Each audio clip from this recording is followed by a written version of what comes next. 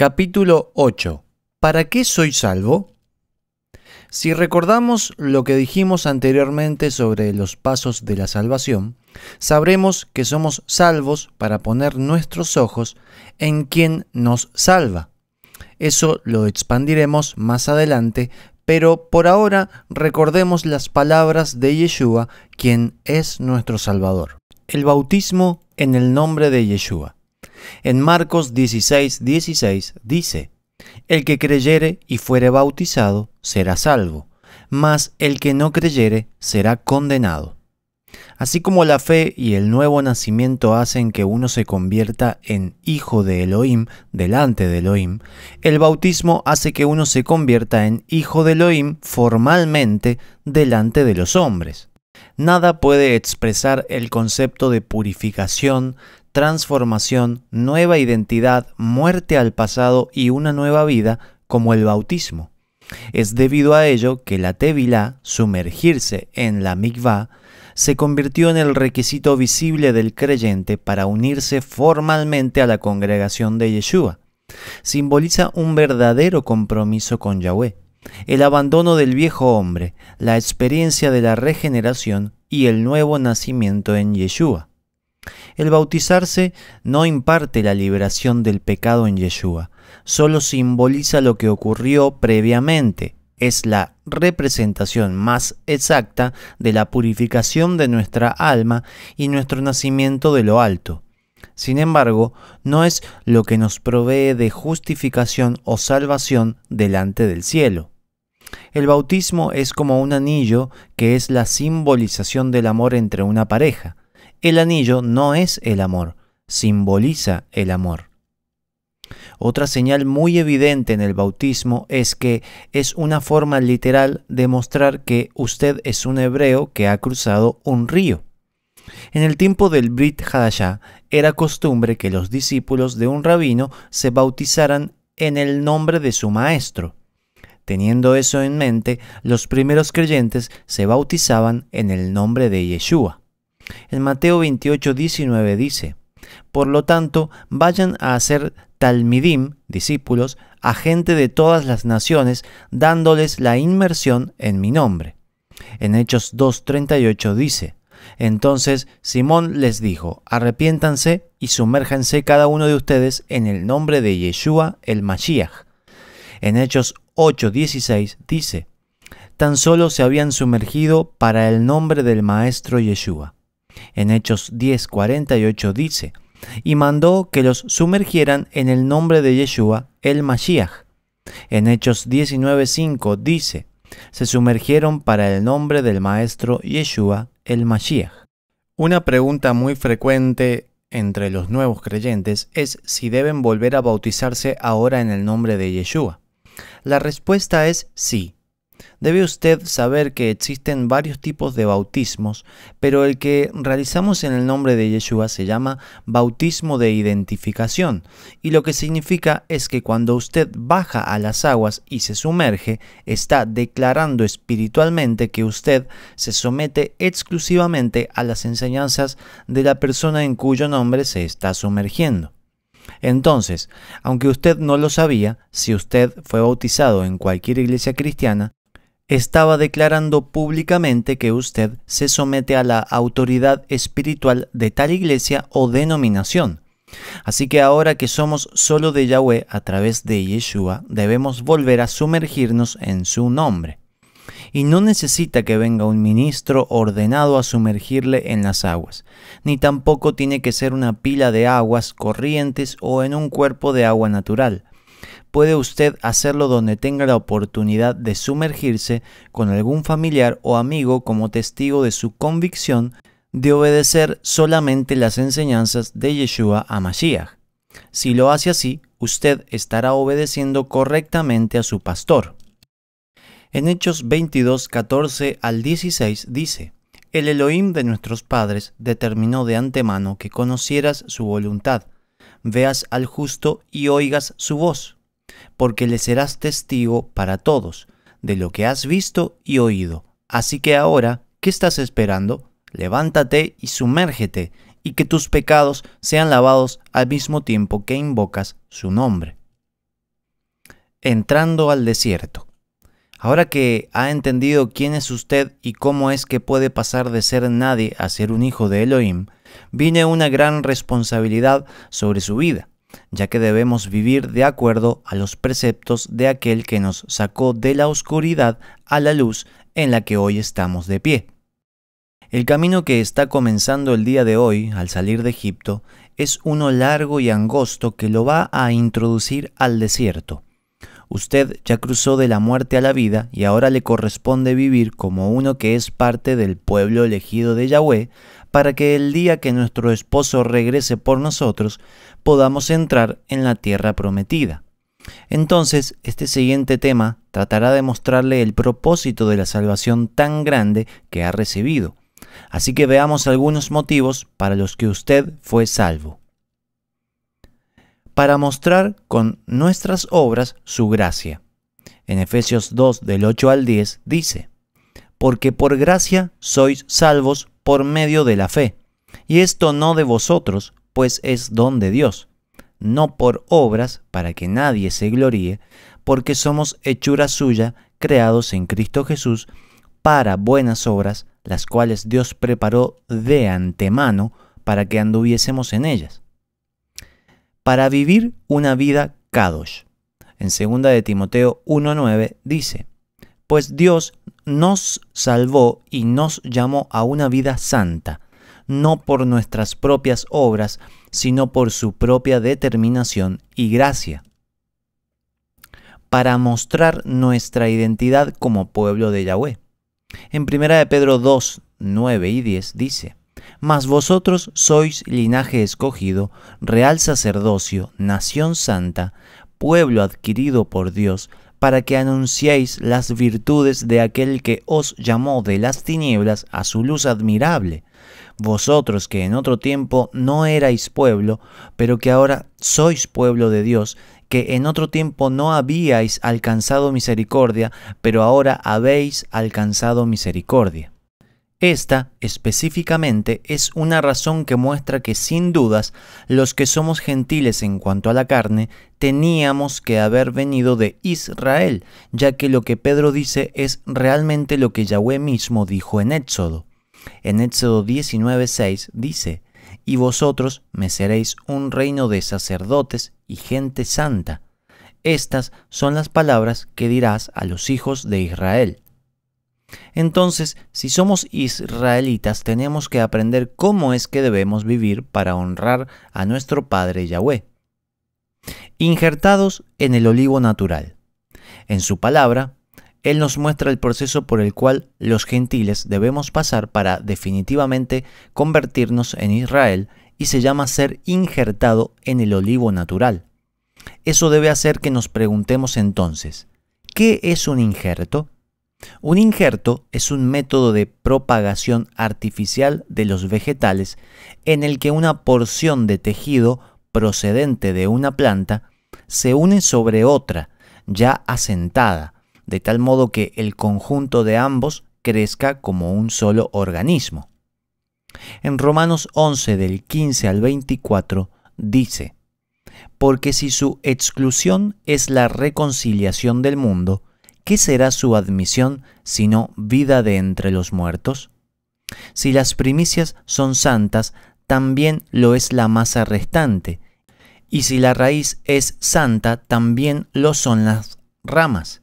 Pues si algunas de las ramas fueron desgajadas, y tú, siendo olivo silvestre, has sido injertado en lugar de ellas, aquí debe decir entre ellas, y has sido hecho participante de la raíz y de la rica savia del olivo, no te jactes contra las ramas, y si te jactas, sabe que no sustentas tú a la raíz, sino la raíz a ti. Pues las ramas, dirás, fueron desgajadas para que yo fuese injertado. Bien, por su incredulidad fueron desgajadas, pero tú, por la fe, estás en pie. No te ensoberbezcas, sino teme. Porque si Dios no perdonó a las ramas naturales, a ti tampoco te perdonará. Mira, pues, la bondad y la severidad de Dios. La severidad ciertamente para con los que cayeron, pero la bondad para contigo. Si permaneces en esa bondad, pues de otra manera tú también serás cortado. Y aun ellos, si no permanecieren en incredulidad, serán injertados, pues poderoso es Dios para volverlos a injertar. Porque si tú fuiste cortado del que por naturaleza es olivo silvestre, y contra naturaleza fuiste injertado en el buen olivo, ¿cuánto más estos, que son las ramas naturales, serán injertados en su propio olivo? Entonces, cuando somos injertados en el olivo de Israel, comenzamos a perder nuestras ideologías y formas de pensar y actuar respecto de todo lo que sabíamos. Y es un asunto de arrepentimiento, rendición y humillación, porque debemos realmente desear dejar todo lo que nos han enseñado y hemos aprendido y hasta predicado a otros en nuestra ignorancia, para luego tomar todo lo que el Ruaj nos está enseñando. No temer al rechazo, sino amar y anhelar más el estar verdaderamente fundamentados en el lugar con las raíces correctas. Ser injertado en Israel y en el mensaje de las Escrituras no significa injertarse en el judaísmo o tomar las tradiciones judías que solo nos harán como los fariseos religiosos. Yeshua no vino a hacer judíos de la casa de Efraín. Los apóstoles no predicaban eso y nosotros tampoco debemos hacerlo. En Gálatas 5 del 2 al 4 dice: midan mis palabras. Yo, Saúl, les digo que si se someten a la Brit Milá, el Mashiach de ningún modo será de ventaja para ustedes. De nuevo les advierto, cualquier hombre que se someta a la Brit Milá está obligado a observar toda la Torá. Tú, que estás tratando de ser declarado justificado por Yahweh por medio de la Torá, te has cortado a ti mismo del Mashiach, te has desprendido de la misericordia de Yahweh. Algo muy importante que usted debe saber y que expandiremos más adelante es que la Brit Milá que se menciona aquí y que en otras versiones se le dice circuncisión, no es la misma circuncisión que Yahweh comandaba en Génesis y Éxodo. Aquella solo era el acto de cortarse el prepucio, pero esta circuncisión que realizaba el judaísmo realmente era un proceso de 7 pasos que los gentiles prosélitos debían cumplir para oficialmente convertirlos en israelitas y en salvos. Por eso Pablo dice que todo el que se somete a la Brit Milá ya se cortó a sí mismo del Mesías. Domingue Bierman, en su libro Injertados, capítulo 1, página 23.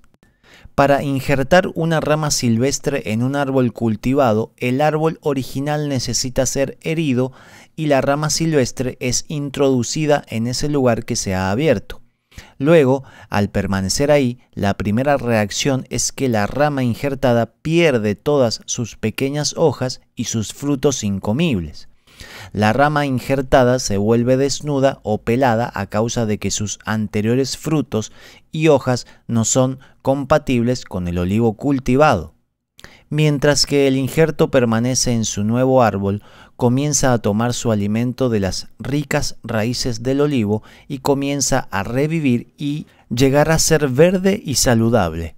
Algún tiempo después, nuevas, brillantes y hermosas hojas plateadas comienzan a aparecer y luego el fruto. Cuando el fruto cultivado aparece, el injertador sabe que valió la pena hacerlo. El fruto es carnoso, sustancioso y lleno de aceite. El precioso aceite de oliva usado en las Sagradas Escrituras como aceite de unción y aceite para santidad. No más piel y huesos, no más dientes rotos ni frutos inutilizables. Esta vez el fruto es glorioso. Ahora, cuando el injerto es completamente terminado y exitoso, no hay absolutamente ninguna diferencia entre la rama original y la cultivada. La ex rama silvestre no ha conservado nada de su naturaleza silvestre y su fruto es idéntico a uno de la rama del árbol original. El injertar, al ser un proceso, es un conjunto de pasos que no pueden hacerse rápidamente, sino que deben tomarse su tiempo, cuidados y paciencia. Los apóstoles lo entendían a la perfección y en Hechos 15 nos dan una muestra de cómo comenzaban el proceso de inserción de los gentiles. Hechos 15 explicado. Este es otro de los pasajes muy mal interpretados de la Biblia que la teología del reemplazo utiliza para decir que los gentiles no deben seguir la Torá, sino solo 4 cosas. Pero estudiemos qué dice realmente la Biblia. En Hechos 15, 1 y 2 dice: ciertos hombres que habían bajado de Yahudá se pusieron a enseñarles a los hermanos que si no se circuncidaban de acuerdo con el rito de Moshe, no podían salvarse. Como surgió una contienda y una discusión no pequeña por parte de Saúl y Barnabá contra ellos, los hermanos determinaron que Saúl, Barnabá y algunos otros de ellos subieran a Jerusalén a los enviados y ancianos para tratar esta cuestión. Una vez más, vemos aquí el problema que Pablo menciona en Gálatas, donde por cierto también hace un recuerdo personal del Concilio de Jerusalén. Y Lucas escribe que había personas que andaban confundiendo a los gentiles injertados de que aunque ya tenían a Yeshua como medio de entrada a ser salvos, aún así necesitaban afiliarse al judaísmo y llevar el proceso de Brit Milá. Entonces, como Pablo y Bernabé decían que solo Yeshua era suficiente para entrar en el pacto, hubo un problema grande y tuvieron todos que ir a Jerusalén para arreglar el asunto. En Hechos 15, del 10 al 12, dice: Pedro dijo: así que ahora, ¿por qué ponen a prueba a Yahweh colocando sobre el cuello de los discípulos un yugo que ni nuestros padres ni nosotros hemos podido llevar? Más bien nosotros creemos que somos salvos por el favor del maestro Yahushua, del mismo modo que ellos. Entonces toda la comunidad guardó silencio, y escuchaban a Barnabá y a Saúl, mientras contaban cuántas señales y maravillas Elohim había hecho por medio de ellos entre los gentiles. Otra cosa, cuando Pedro habla del yugo que no han podido llevar ni ellos ni sus padres, no se refiere a la Torá, ya que ya hemos dicho con la Biblia que la Torá es sencilla. Lo que Pedro está diciendo, y en concordancia con lo que explicamos sobre la diferencia entre la circuncisión de la Torá y la circuncisión judía, es que no era correcto obligar a los gentiles a seguir el proceso de los 7 pasos del judaísmo. En Hechos 15, del 13 al 15 y del 19 al 21 dice: cuando terminaron de hablar, Jacob intervino diciendo: hermanos, óiganme. Simón ha contado cómo Yahweh visitó por primera vez a los gentiles para tomar de entre ellos un pueblo para su nombre. Por lo cual yo juzgo que no hay que inquietar a los gentiles que se convierten a Yahweh, sino que se les escriba que se aparten de las contaminaciones de los ídolos, de fornicación, de lo estrangulado y de sangre.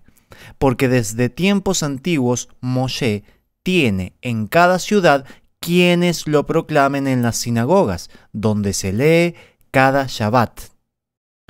Todo mundo se queda con las 4 abstenciones que Santiago menciona, pero la última parte, el verso 21, es lo que a muchos no les ha gustado leer. Santiago dice que no hay necesidad de enviarles más instrucciones en la carta porque Moisés era leído cada Shabbat en las sinagogas. ¿Qué caso tendría mencionar eso si no es porque los gentiles convertidos ya asistían cada Shabbat a la sinagoga? Lo que Santiago dice es exactamente lo mismo que su pastor diría a cualquier nuevo convertido: abstente de vicios y de fornicaciones, y te esperamos en la próxima reunión para que vayas aprendiendo paso a paso lo que te falta por saber. La carta a los gentiles. En Hechos 15 del 28 al 29 dice: nos pareció bien al Espíritu Santo y a nosotros no imponerles a ustedes ninguna carga aparte de los siguientes requisitos: abstenerse de lo sacrificado a los ídolos, de sangre, de la carne de animales estrangulados y de la inmoralidad sexual. Bien harán ustedes si evitan estas cosas, con nuestros mejores deseos. La carta incluye 4 indicaciones de abstención. 1. De lo sacrificado a los ídolos. 2. De sangre. 3. De la carne de animales estrangulados. 4. De inmoralidad sexual. Y 5, el último punto, no se escribió porque se daba por sentado que ellos asistían cada Shabbat a la sinagoga. La razón por la que los apóstoles solo se preocuparon por tener 4 indicaciones en su carta fue porque esos puntos eran esenciales para hacer una desintoxicación de la adoración pagana a la que los gentiles estaban acostumbrados. Era común que los paganos fueran a los templos de los dioses romanos y adoraran a sus ídolos por medio de fornicación, de comer animales sacrificados a los ídolos y muchas depravaciones más. Entonces, con esta carta los apóstoles simplemente estaban proporcionando un punto de partida para comenzar a injertar a un gentil convertido al camino de la Torá.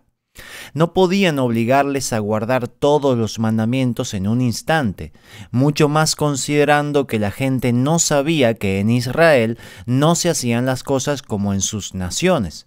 Por lo tanto, no se trata de que los gentiles injertados no deben guardar toda la Torá, sino que la misma Biblia nos dice cómo podemos ir encaminándonos a obedecer correctamente la palabra de Yahweh. Sea sincero. ¿Verdad que usted aprecia que el Ruach HaKodesh le dé una dirección de cómo actuar ahora que ha estado cambiando su vida? Es posible que en el momento en que usted cruzó de la muerte a la vida, se sintió emocionado por querer honrar al Padre, pero también asustado porque aunque sabe que ya no quiere volver a su vida pasada, también está ahora en incertidumbre de hacia dónde ir y no quiere equivocarse una vez más. Cada paso que da es titubeante y existen tantas voces que dicen tener la verdad que a menos que usted conozca la Escritura, puede caer en el engaño del enemigo.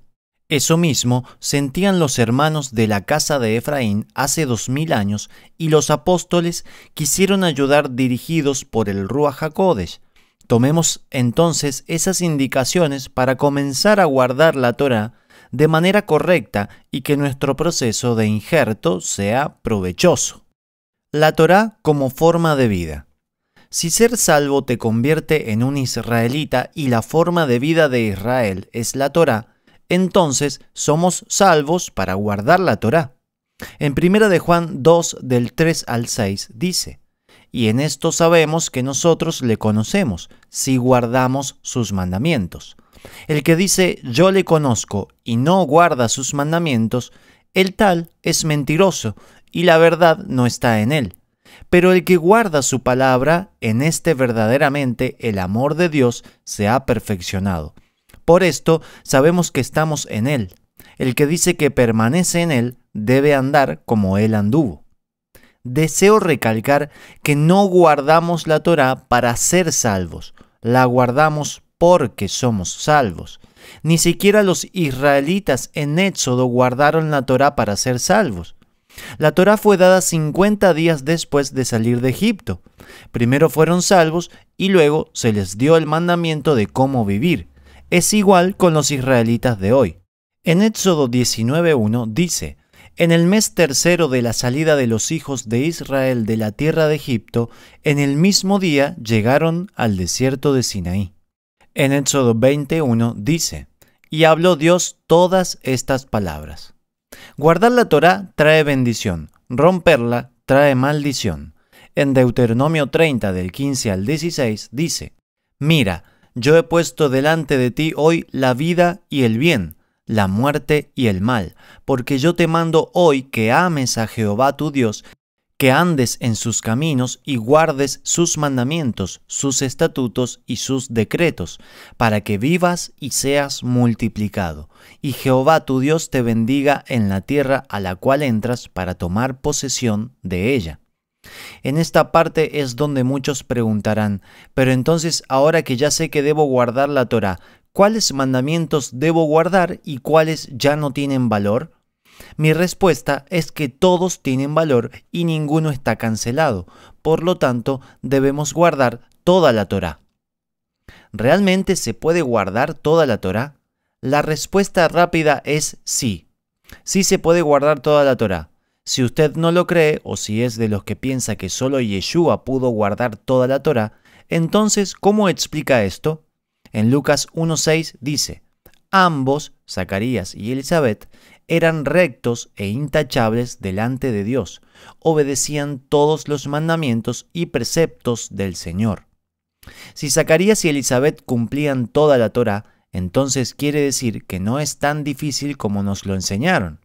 De hecho, la idea de que los mandamientos son difíciles no solo está equivocada, sino que contradice la palabra. En 1 de Juan 5, 2 y 3 dice: en esto sabemos que amamos los hijos de Elohim, cuando amamos a Elohim y guardamos sus mandamientos, pues este es el amor de Elohim, que guardemos sus mandamientos, y sus mandamientos no son gravosos. En Deuteronomio 30, del 11 al 14, dice: porque este mandamiento que yo te ordeno hoy no es demasiado difícil para ti, ni está lejos. No está en el cielo para que digas: ¿quién subirá por nosotros al cielo y nos lo traerá y nos lo hará oír para que cumplamos?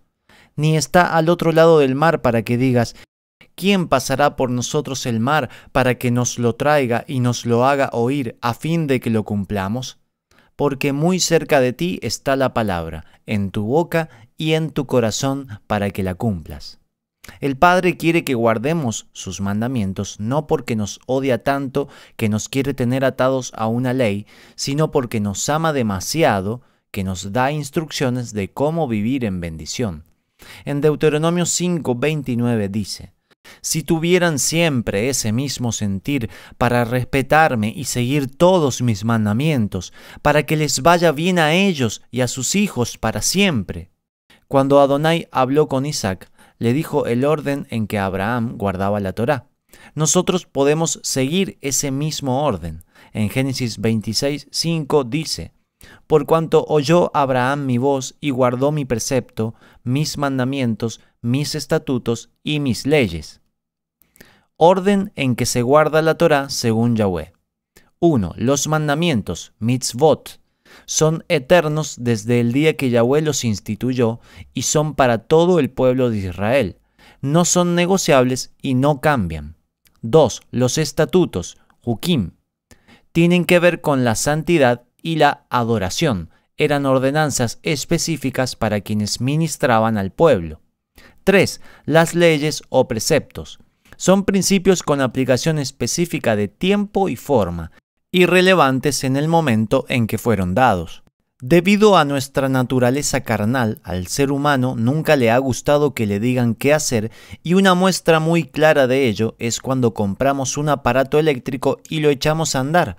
Lo primero que la mayoría de la gente hace es dejar a un lado el instructivo, ya que nos consideramos lo suficientemente inteligentes para poder armar y hacer funcionar el aparato que adquirimos. La única manera en que usemos ese instructivo es solo si de repente llegamos a sentirnos perdidos, y eso si aún lo conservamos y no está tirado en la basura. De la misma manera, la Torá es nuestro instructivo. Nótese claramente que no dije que la Torá es la ley, porque la Torá es la instrucción en justicia de Adonai para su pueblo. Es la enseñanza que un padre les da a sus hijos sobre todos los aspectos de la vida. En Deuteronomio 6, del 5 al 6, dice: amarás a Yahweh tu Elohim con todo tu corazón y con todo tu ser y con todas tus fuerzas. Grábate en la mente estas instrucciones que te encargo hoy. Le daré una prueba de que sí se pueden guardar todos los mandamientos.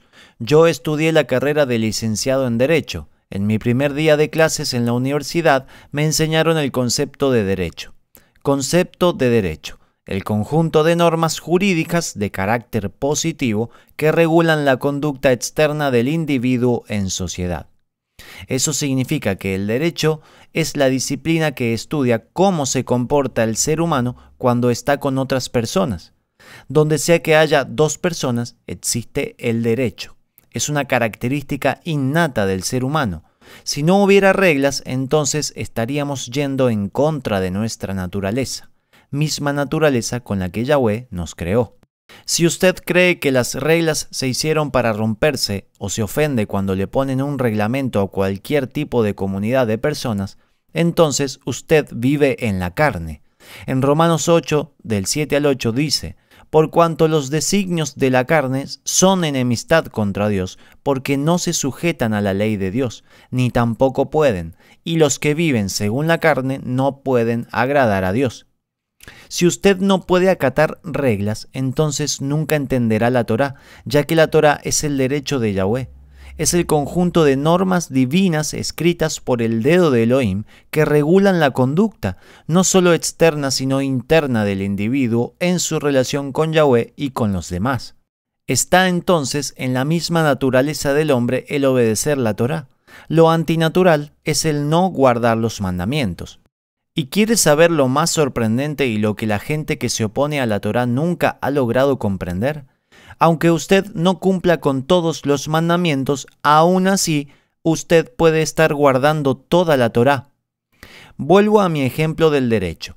En el conjunto de leyes de una nación existen muchos tipos de reglamentos para todos los aspectos de la vida de tal país. Por ejemplo, el derecho civil, penal, laboral, mercantil, agrario, etc. Entonces, a menos que usted se desempeñe en alguno de esos ámbitos, los derechos que rigen a tales entornos no se le aplicarán a usted. Y eso no quiere decir que usted ya está incumpliendo toda la ley de su país. Cada país tiene una constitución política de donde se derivan todas las demás disciplinas del derecho de tal nación. Usted está llamado a guardar lo que la constitución de su país dice, y será la misma constitución la que le dirá cuando usted esté en alguno de los ámbitos específicos.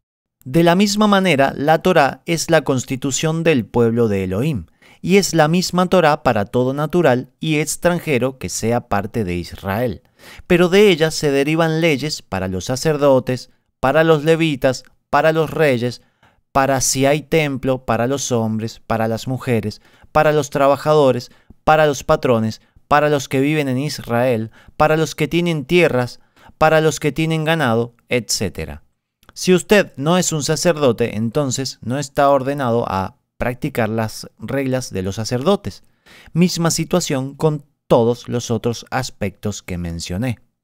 Así que cualquiera que dice que necesitas guardar los 613 mandamientos, no solo no sabe que eso de los 613 no es bíblico, sino una lista creada por Maimónides.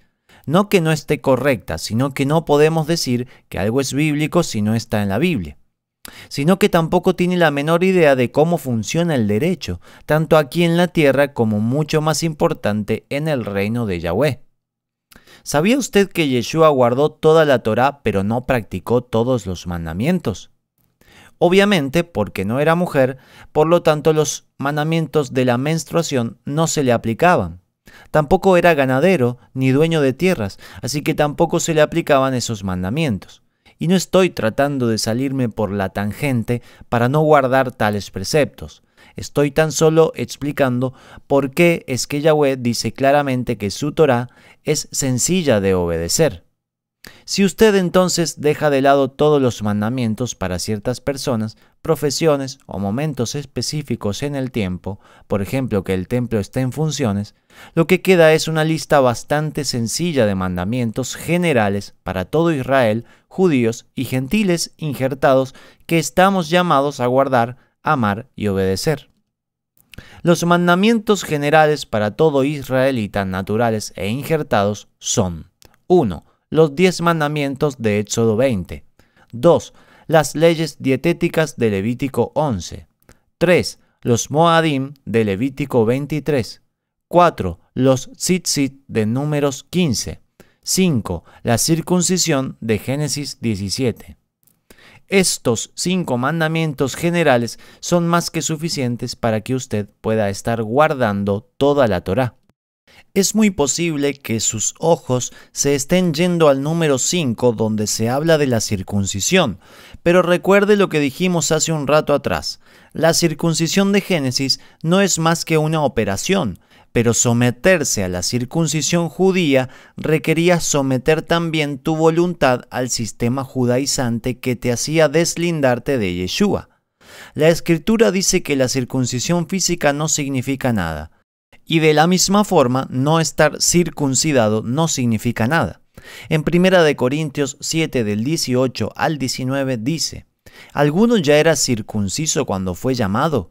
Entonces no debe tratar de remover las marcas de la circuncisión. ¿Alguno era incircunciso cuando fue llamado? No debe someterse a la Brit Milá.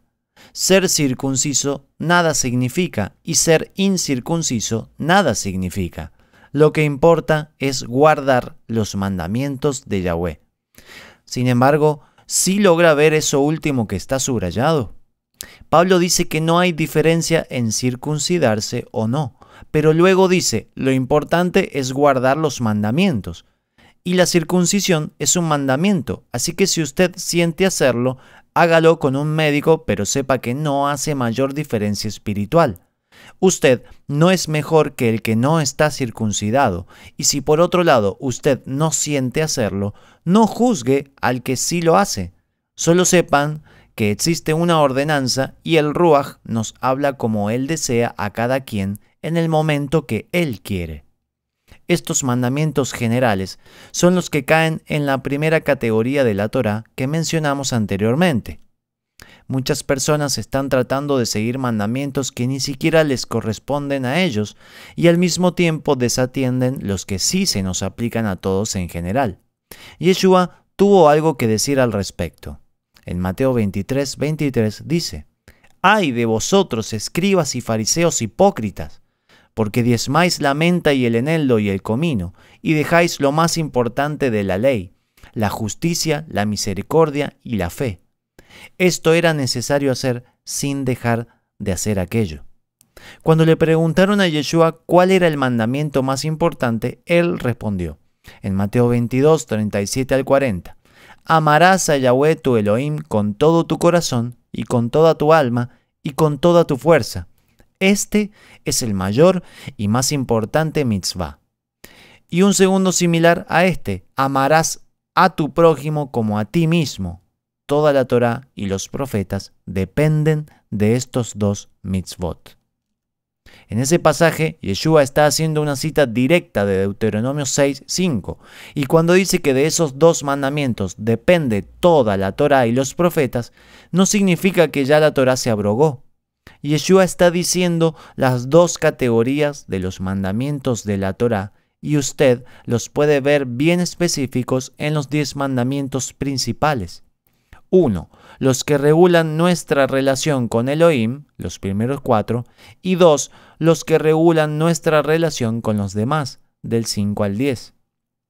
Por último, la particularidad de los mandamientos generales de Éxodo 20 es que si usted guarda uno de esos, automáticamente ya está guardando todos los que se les derivan. Por ejemplo, no cometerás adulterio es un mandamiento que si usted no lo rompe, entonces ya todos los preceptos establecidos sobre acostarse con la mujer de su padre o de su hermano o de su vecino no se le aplican a usted. Por lo tanto, mostrémosle al Padre el amor que le tenemos, obedeciendo sus instrucciones de buena gana. Cualquiera que desprecie sus mandamientos no es un hijo, no importa cuánto le esté declarando eso en público. En Hebreos 12, del 7 al 8 dice: «Si soportáis la disciplina, Dios os trata como a hijos, porque ¿qué hijo es aquel a quien el Padre no disciplina? Pero si se os deja sin disciplina, de la cual todos han sido partícipes, entonces sois bastardos y no hijos». En Proverbios 29:1 dice: «El que se pone terco cuando lo corrigen, será destruido de improviso y sin remedio». Guardar la Torá te viste de la armadura de Elohim. Si usted se determina a vivir honrando los mandamientos de Yahweh, tal como ya ha visto que es sencillo de hacer, estará revestido de las armas de luz y la armadura de Elohim para poder soportar las acechanzas del enemigo. En Efesios 6, del 13 al 17 dice: «Por tanto, tomad toda la armadura de Dios para que podáis resistir en el día malo, y habiendo acabado todo, estar firmes. Estad pues firmes, ceñidos vuestros lomos con la verdad, y vestidos con la coraza de justicia, y calzados los pies con el apresto del Evangelio de la paz.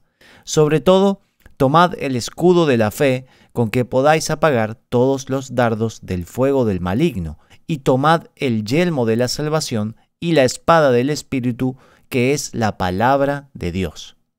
En Romanos 13:12 dice: La noche está avanzada y se acerca el día. Desechemos, pues, las obras de las tinieblas y vistámonos las armas de la luz.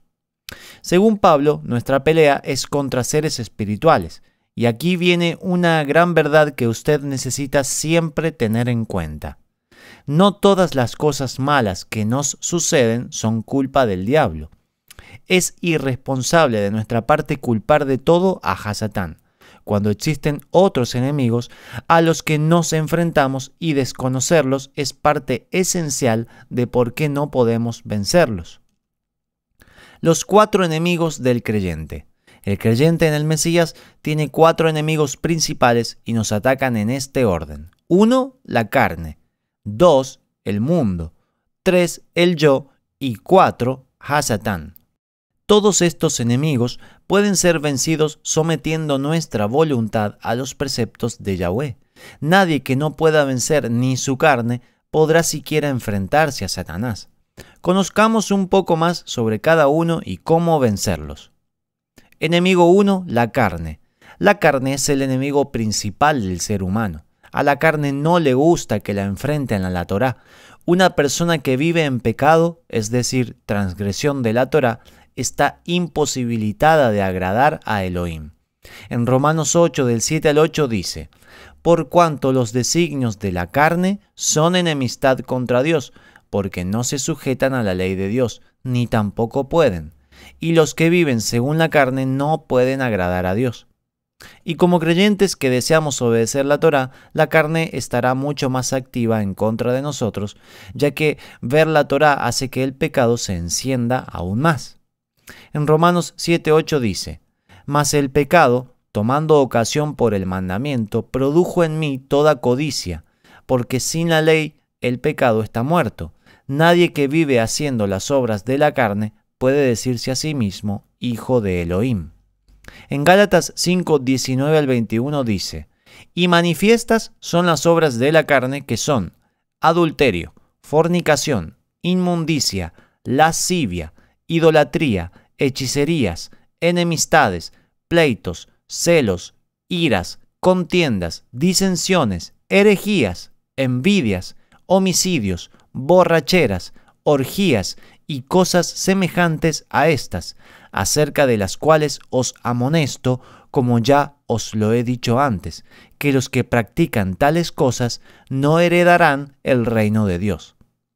¿Cómo podemos vencer entonces a nuestra carne? En 2 Corintios 10, del 3 al 5 dice: pues aunque andamos en la carne, no militamos según la carne, porque las armas de nuestra milicia no son carnales, sino poderosas en Dios para la destrucción de fortalezas, derribando argumentos y toda altivez que se levanta contra el conocimiento de Dios, y llevando cautivo todo pensamiento a la obediencia a Cristo. En Gálatas 5, 16 al 18 dice: digo pues, andad en el Espíritu y no satisfagáis los deseos de la carne, porque el deseo de la carne es contra el Espíritu, y el del Espíritu es contra la carne, y estos se oponen entre sí, para que no hagáis lo que quisierais. Pero si sois guiados por el Espíritu, no estáis bajo la ley. La forma de vencer nuestra carne es andar en el Espíritu. Andar en el Espíritu, como ya lo explicamos hace un buen rato atrás en este libro, significa guardar la Torá, ya que hacerlo producirá en nosotros el fruto del Ruach. En Gálatas 5, 22 al 24 dice: pero el fruto del Ruach es amor, alegría, shalom, paciencia, amabilidad, bondad, fidelidad, humildad, dominio propio. Nada en la Torá está en contra de estas cosas. Además, aquellos que pertenecen al Mashiach y Yeshua han clavado su vieja naturaleza a morir en la estaca junto con sus pasiones y deseos. Vea usted cómo Pablo dice que el fruto del Ruach se produce cuando guardamos la Torá, y que los que somos de Yeshua hemos clavado nuestra carne. No dice que Yeshua ya la clavó en el madero y ya no vamos a batallar con ella. Dice que la hemos clavado, reconociendo que morir a nosotros mismos es una labor constante, justo como Yeshua lo dijo. En Lucas 9:23 dice: si alguno quiere seguirme, niéguese a sí mismo, tome su madero cada día y sígame. Y si nosotros vivimos así diariamente, si decidimos morir a nuestra propia carne, poniéndonos de rodillas en oración, ayunando y sometiendo nuestra voluntad a la Torá, estaremos realmente facultados para decir que ya no hay condenación en contra nuestra. En Romanos 8:1 dice: ahora pues, ninguna condenación hay para los que están en Cristo Jesús, los que no andan conforme a la carne, sino conforme al Espíritu. Enemigo 2, el mundo. El segundo enemigo que enfrentamos es el mundo. En Juan 17, 14 al 18 dice: yo les he dado tu palabra, y el mundo los aborreció, porque no son del mundo, como tampoco yo soy del mundo. No ruego que los quites del mundo, sino que los guardes del mal. No son del mundo, como tampoco yo soy del mundo. Santifícalos en tu verdad, tu palabra es verdad. Como tú me enviaste al mundo, así yo los he enviado al mundo. En Juan 15, 18 y 19 dice: si el mundo os aborrece, sabed que a mí me ha aborrecido antes que a vosotros. Si fuerais del mundo, el mundo amaría lo suyo. Pero porque no sois del mundo, antes yo os elegí del mundo, por eso el mundo os aborrece. El mundo ataca estimulando los sentidos a vivir una vida licenciosa, lejos de los preceptos de Yahweh. Cualquiera que deje entrar al mundo en sus ojos, tarde o temprano caerá en pecado. En 1 de Juan 2, del 15 al 17 dice: no amen al mundo ni las cosas que están en el mundo. Si alguno ama al mundo, el amor del Padre no está en él. Porque todo lo que hay en el mundo, los deseos de la carne, los deseos de los ojos y la arrogancia de la vida, no proviene del Padre sino del mundo. Y el mundo está pasando y sus deseos, pero el que hace la voluntad de Elohim permanece para siempre. En Mateo 6, 22 y 23 dice: la lámpara del cuerpo es el ojo. Así que si tu ojo es bueno, todo tu cuerpo estará lleno de luz. Pero si tu ojo es maligno, todo tu cuerpo estará en tinieblas. Así que, si la luz que en ti hay es tinieblas, ¿cuántas no serán las mismas tinieblas? En Mateo 5, 29 dice: si tu ojo derecho te hace pecar, arráncalo y échalo de ti.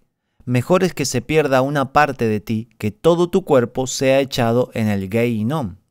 Sepa algo importante: el mundo es muy traicionero porque está bajo el dominio de Hasatán, y entonces atacará su vida mientras usted todavía está batallando con la carne. En 1 de Juan 5, 19 dice: sabemos que somos de Elohim y que el mundo entero está bajo el maligno. Así que en el mejor de los casos, si usted puede vencer su carne, será atacado por el mundo.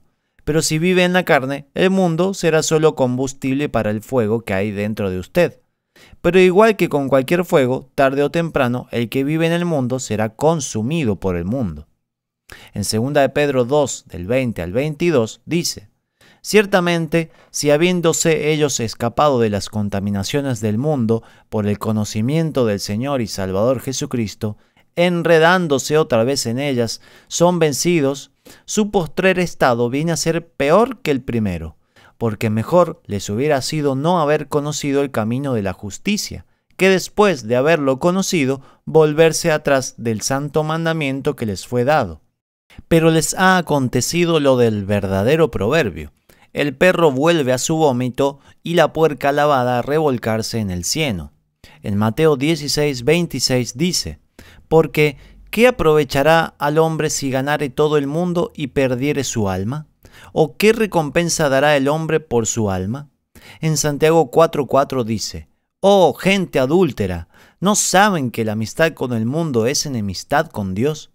Si alguien quiere ser amigo del mundo, se vuelve enemigo de Dios.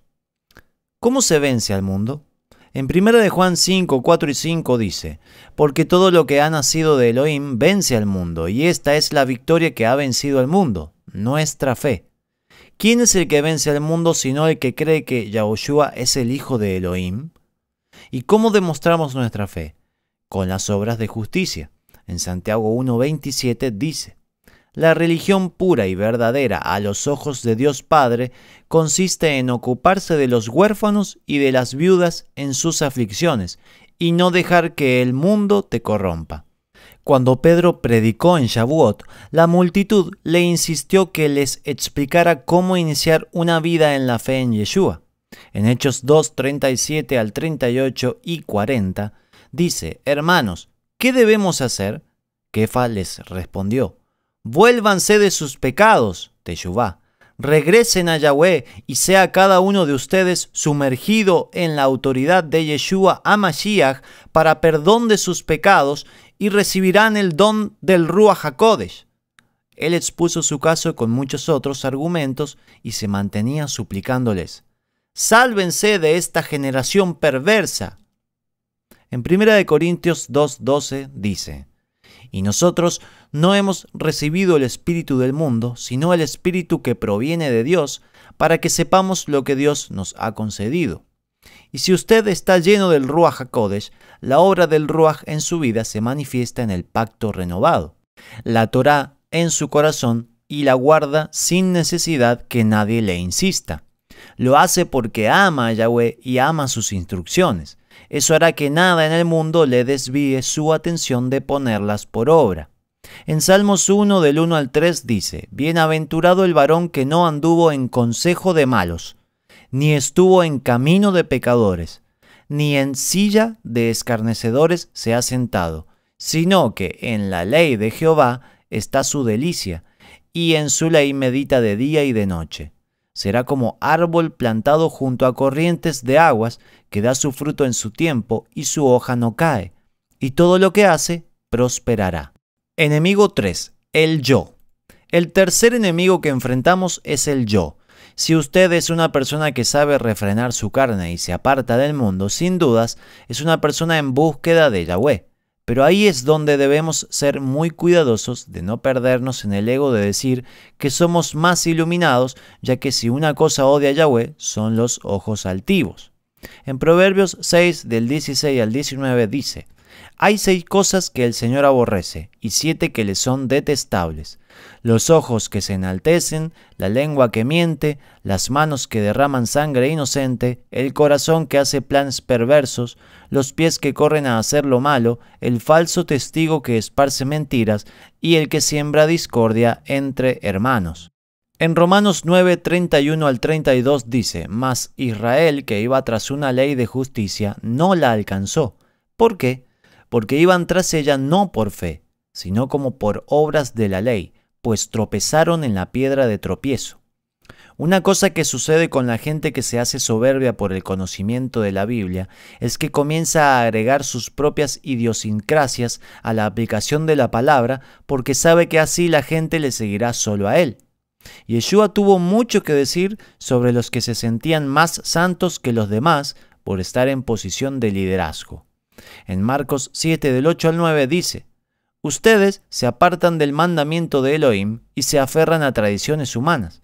En verdad les dijo: ustedes han hecho un buen arte el de apartarse de los mandamientos de Elohim para guardar sus propias tradiciones. En Mateo 23, 27 al 28 dice: ¡Ay de vosotros, escribas y fariseos hipócritas! Porque sois semejantes a sepulcros blanqueados que por fuera, a la verdad, se muestran hermosos, mas por dentro están llenos de huesos de muertos y de toda inmundicia. Así también vosotros por fuera, a la verdad, os mostráis justos a los hombres, pero por dentro estáis llenos de hipocresía e iniquidad. En Lucas 18, del 9 al 14 dice: A unos que confiaban en sí mismos, como que eran justos y menospreciaban a los demás, les dijo esta parábola. 2 hombres subieron al templo a orar. Uno era fariseo y el otro era publicano. El fariseo se puso de pie y empezó a orar en silencio de esta manera: Elohim, te doy gracias porque no soy como los demás hombres, ladrones, injustos, adúlteros, ni siquiera como este publicano. Ayuno 2 veces a la semana. Doy diezmos de todo lo que poseo. Pero el publicano, de pie a cierta distancia, no quería ni alzar la vista al cielo, sino que se golpeaba el pecho diciendo: Elohim, ten piedad de mí que soy un pecador. Les digo que éste bajó a su casa justificado y el primero no, porque a todo el que se ensalza lo humillarán, y al que se humilla lo ensalzarán. El orgullo es una característica fundamental de Hasatán, por lo que todo aquel que actúa con orgullo es tratado de la misma forma que Yahweh trató a Lucifer. En Ezequiel 28, del 15 al 17 dice: Perfecto eras en todos tus caminos desde el día que fuiste creado hasta que se halló en ti maldad. A causa de la multitud de tus contrataciones, fuiste lleno de iniquidad y pecaste, por lo que yo te eché del monte de Dios y te arrojé de entre las piedras del fuego, oh querubín protector. Se enalteció tu corazón a causa de tu hermosura, corrompiste tu sabiduría a causa de tu esplendor. Yo te arrojé por tierra, delante de los reyes te pondré para que miren en ti. En Apocalipsis 3:17 dice: Porque tú dices, yo soy rico y me he enriquecido, y de ninguna cosa tengo necesidad, y no sabes que tú eres un desventurado, miserable, pobre, ciego y desnudo. En Apocalipsis 18, del 7 al 8 dice: Cuanto ella se ha glorificado y ha vivido en deleites, tanto dadle de tormento y llanto, porque dice en su corazón: Yo estoy sentada como reina y no soy viuda y no veré llanto, por lo cual en un solo día vendrán sus plagas, muerte, llanto y hambre, y será quemada con fuego, porque poderoso es Dios el Señor que la juzga. En Salmos 138:6 dice: El Señor es excelso, pero toma en cuenta a los humildes y mira de lejos a los orgullosos. ¿Cómo vencer al yo? Humillándonos a reconocer que todo lo que hemos conseguido ha sido solamente por la misericordia mostrada a nosotros por Yahweh mismo. En Santiago 4:6 dice: Dios resiste a los soberbios y da gracia a los humildes.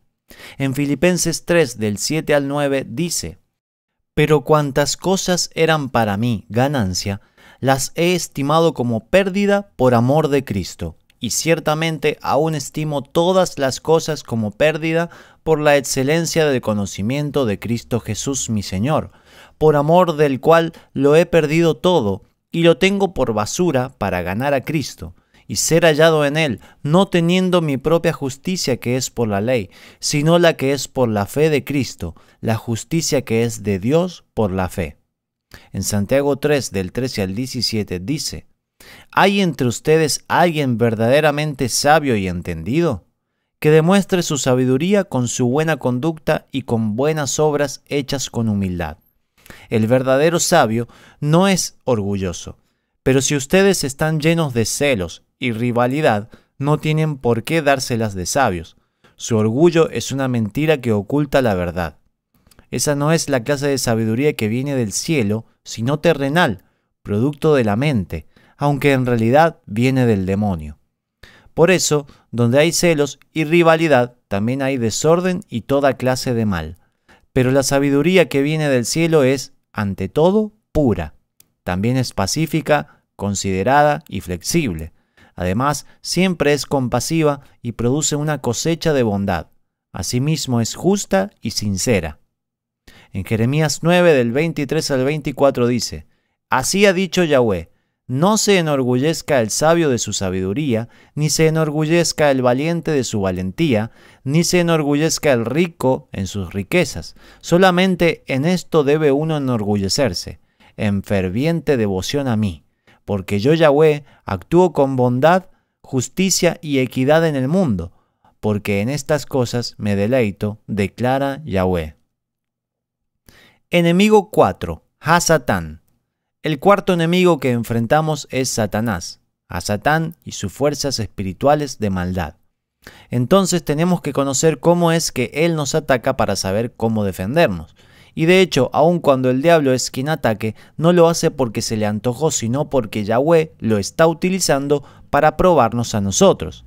En Job 1:12 dice: Dijo Jehová a Satanás: He aquí, todo lo que tiene está en tu mano, solamente no pongas tu mano sobre él.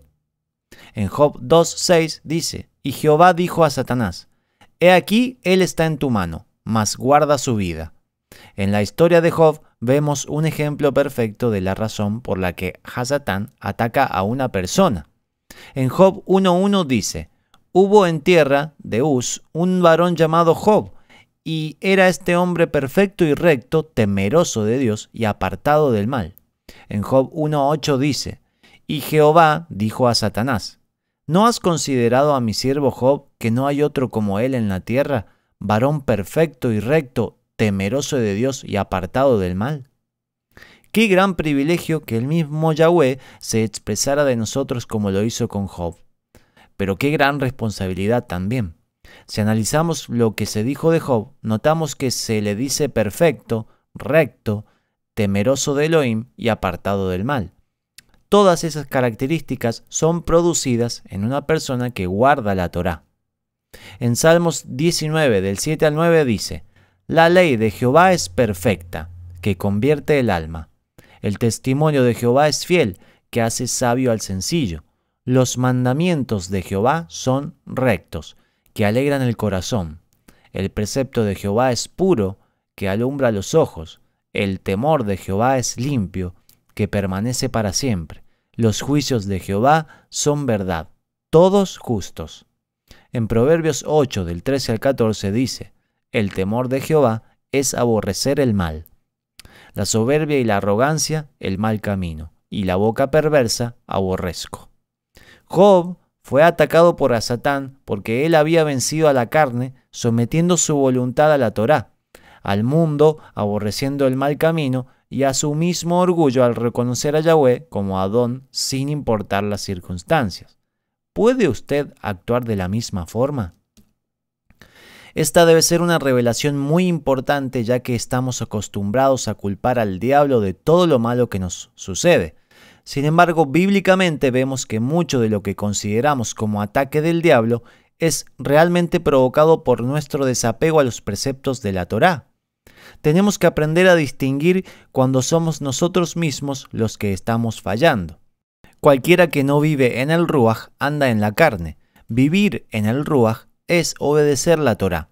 Cualquiera que no pone sus ojos en la Torá, los pondrá en el mundo y eso lo convierte en enemigo de Yahweh. Y cualquiera que se esmera en cuidar de no romper la Torá y apartarse del mundo, pero no con humildad, sino con un sentido de lograr algo, se hace un soberbio y Yahweh lo mirará de lejos. Pero solo aquel que haya logrado vencer a esos tres enemigos se enfrentará con el más poderoso de todos, a Satán. Pero aún al adversario se le puede vencer bíblicamente. Para empezar a aprender cómo vencer al cuarto enemigo, primero recordemos que solo ataca directamente a quienes ya vencieron a los otros tres. No quiere decir que antes de eso no te ataca, ya que siendo Satanás el príncipe de este mundo, él es quien está detrás de todas las perversiones que el mundo le ofrece a tu carne.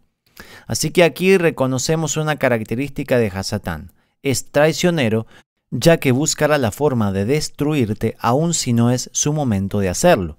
En Lucas 4, del 5 al 7 dice: y le llevó el diablo a un alto monte y le mostró en un momento todos los reinos de la tierra. Y le dijo el diablo: a ti te daré toda esta potestad y la gloria de ellos, porque a mí me ha sido entregada, y a quien quiero la doy. Si tú postrado me adorares, todos serán tuyos.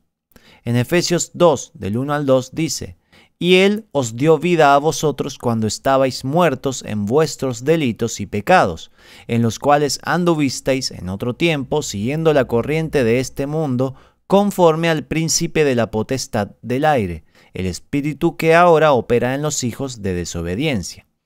Ahora bien, cuando ya has vencido los otros tres enemigos, y ahora sí es el turno de Satán de atacarte directamente, podrás reconocer su influencia, ya que se manifiesta en injusticias, calumnias, enfermedades y accidentes. En Mateo 5, del 10 al 12 dice: bienaventurados los que padecen persecución por causa de la justicia, porque de ellos es el reino de los cielos. Bienaventurados sois cuando por mi causa os vituperen y os persigan y digan toda clase de mal contra vosotros, mintiendo. Gozaos y alegraos, porque vuestro galardón es grande en los cielos, porque así persiguieron a los profetas que fueron antes de vosotros. En Apocalipsis 2:10 dice: no temas en nada lo que vas a padecer. He aquí el diablo echará a algunos de vosotros en la cárcel para que seáis probados y tendréis tribulación por 10 días. sé fiel hasta la muerte, y yo te daré la corona de la vida. En Job 2, del 4 al 7, dice: Satanás respondió al Señor: piel por piel. Cualquier hombre renunciaría a todo lo que tiene para salvar su vida. Así que extiende tu mano y quítale la salud. Ten por seguro que te maldecirá en tu propia cara. Muy bien, haz con él lo que quieras, dijo el Señor a Satanás, pero no le quites la vida. Entonces Satanás salió de la presencia de Dios e hirió a Job con terribles llagas en la piel, desde la cabeza hasta los pies. En Job 1, 18 y 19 dice: los hijos y las hijas de usted estaban celebrando un banquete en casa del mayor de todos ellos, cuando de pronto un fuerte viento del desierto dio contra la casa y derribó sus 4 esquinas, y la casa cayó sobre los jóvenes y todos murieron. Solo yo pude escapar y ahora vengo a contárselo. Tengo que dejar bien claro esto. El que a Satán ataque con enfermedades y accidentes no quiere decir que todas las enfermedades o accidentes vienen de parte suya. Muchas enfermedades son provocadas por malos hábitos en el estilo de vida de la gente, es decir, por vivir en la carne, y muchos accidentes son provocados por imprudencias o por vicios. Todo eso se debe tener muy en cuenta cada vez que estamos haciendo un análisis de nuestra vida para saber por qué nos pasan las cosas que nos suceden y cómo proceder en cada situación. Cuando Job fue cuestionado por sus amigos, que le decían que tenía pecado, por eso le pasaban tantas calamidades, él decía que no tenía nada que esconder. Eso era porque Job sabía su integridad, conocía que su corazón estaba limpio, y aunque decía que era inocente de pecado, no estaba siendo soberbio, ya que ante todo siempre reconocía que Yahweh estaba haciendo algo que él no entendía. Solamente quería entender, y entonces vino la respuesta de Yahweh. En Job 40, del 1 al 4, dice: además respondió Jehová a Job y dijo: ¿es sabiduría contender con el Omnipotente? El que disputa con Dios responda a esto. Entonces respondió Job a Jehová y dijo: he aquí que yo soy vil, ¿qué te responderé? Mi mano pongo sobre mi boca. En Job 40, del 6 al 9 dice: respondió Jehová a Job desde el torbellino y dijo: cíñete ahora como varón tus lomos, yo te preguntaré y tú me responderás. ¿Invalidarás tú también mi juicio? ¿Me condenarás a mí para justificarte tú? ¿Tienes tú un brazo como el de Dios y truenas con voz como la suya? En Job 42, del 1 al 6 dice: entonces Job le respondió al Señor: sé que tú puedes hacer lo que quieras y que no se puede detener ninguno de tus planes. Tú preguntaste: ¿quién es el que con su falta de conocimiento oscurece mi consejo? Yo fui quien hablaba sin saber lo que decía. Hablé sobre asuntos tan maravillosos para mí que quedaban fuera de mi entendimiento. Tú dijiste: óyeme y hablaré. Te preguntaré y tú me explicarás. Yo solo sabía de ti de oídas, pero ahora mis ojos te han visto. Por eso me retracto de lo que he dicho y te pido perdón en polvo y ceniza. La respuesta cuando cuestionamos por qué nos están sucediendo tantas injusticias y ataques del enemigo es simple. Yahweh así lo dispuso y nosotros no somos nadie para pedir explicaciones. Considere que usted y yo tenemos la Biblia y todas las historias que vienen ahí para mostrarnos un panorama general de cómo suceden las cosas. Usted y yo sabemos que Job estaba siendo atacado por Satán debido a la autorización de Yahweh. Pero Job no sabía eso, y es más, Job no supo eso ni siquiera cuando habló con Elohim. Yahweh no le dijo a Job: es que fíjate que a Satán te atacó y no pude hacer nada para protegerte. Ni siquiera le dijo que fue él mismo quien le abrió la puerta al diablo para atacarlo. Yahweh solo se presentó como el Omnipotente, y eso le mostró a Job que no tenía el derecho de contender con el Todopoderoso. De la misma forma, usted será atacado por el diablo y no hay nada que podamos hacer para evitarlo, pero sí podemos vencer al enemigo y hacerlo regresar por donde vino. ¿Cómo entonces podemos vencer al diablo? En Efesios 6, del 11 al 12 dice: vestíos de toda la armadura de Dios, para que podáis estar firmes contra las acechanzas del diablo, porque no tenemos lucha contra sangre y carne, sino contra principados, contra potestades, contra los gobernadores de las tinieblas de este siglo, contra huestes espirituales de maldad en las regiones celestes. En Efesios 6, 14 al 18 dice: Estad pues firmes, ceñidos vuestros lomos con la verdad, y vestidos con la coraza de justicia, y calzados los pies con el apresto del evangelio de la paz.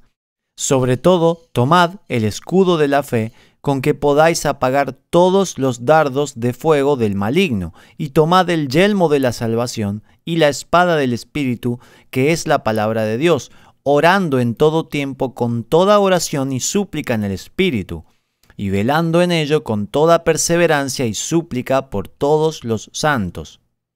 ¿Sí puede notar las características de cada uno de los elementos de la armadura de Yahweh? Todas esas virtudes son producidas por la Torá y su aplicación constante a nuestra vida.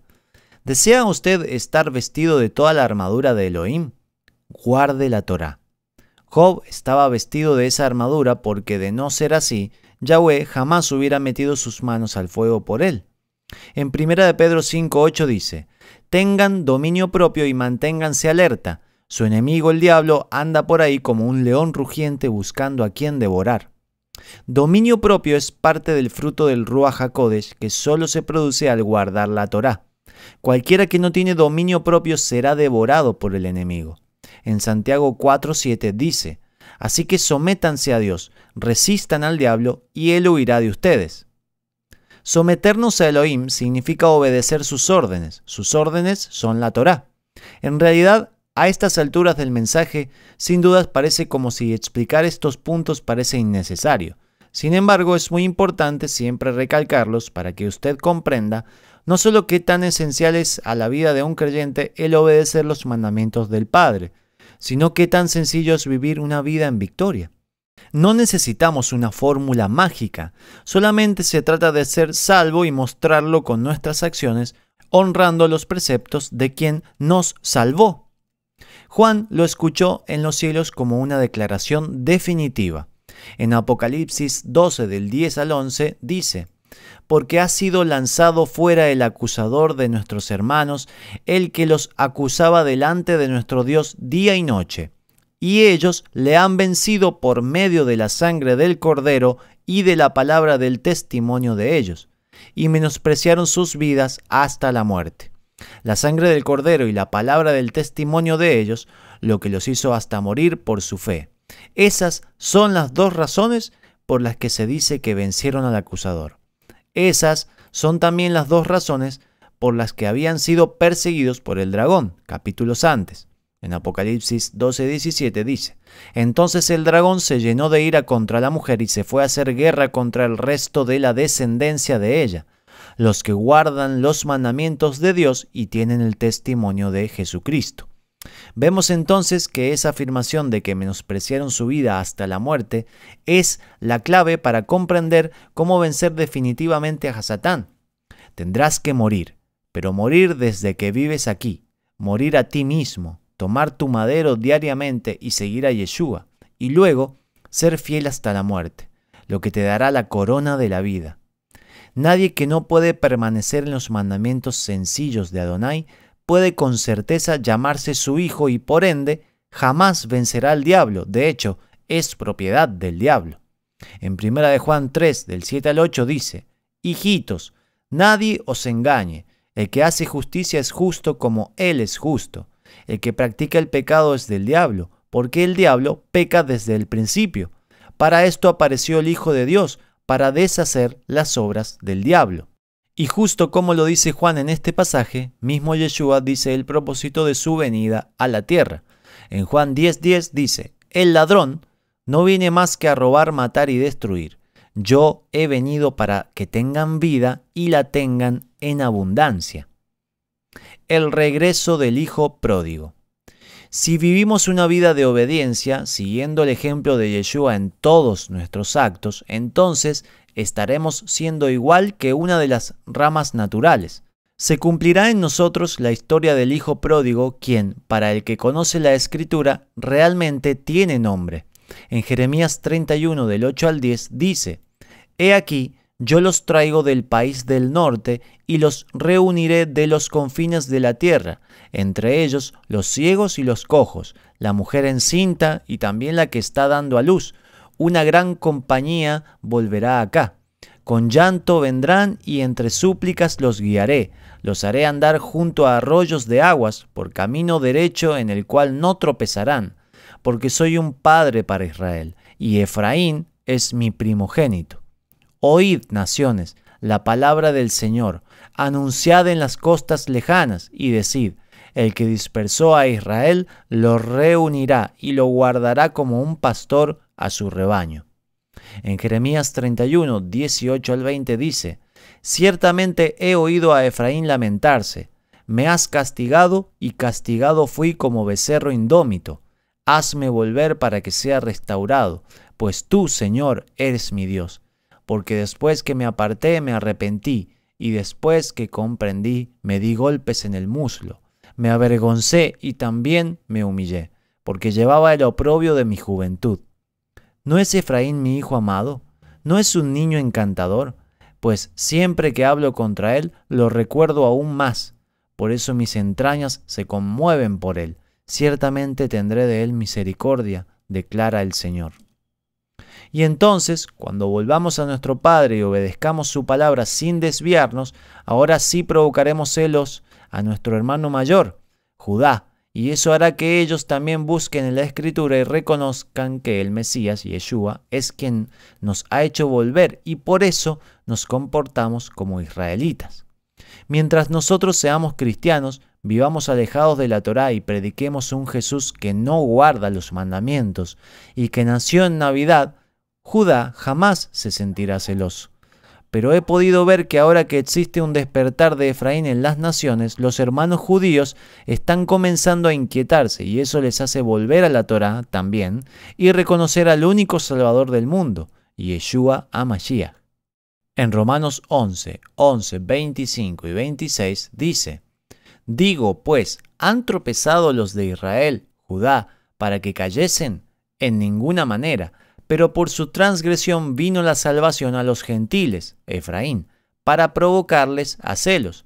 Porque no quiero, hermanos, que ignoréis este misterio, para que no seáis arrogantes en cuanto a vosotros mismos, que ha acontecido a Israel, Judá, endurecimiento en parte hasta que haya entrado la plenitud de los gentiles, Efraín, y luego todo Israel será salvo.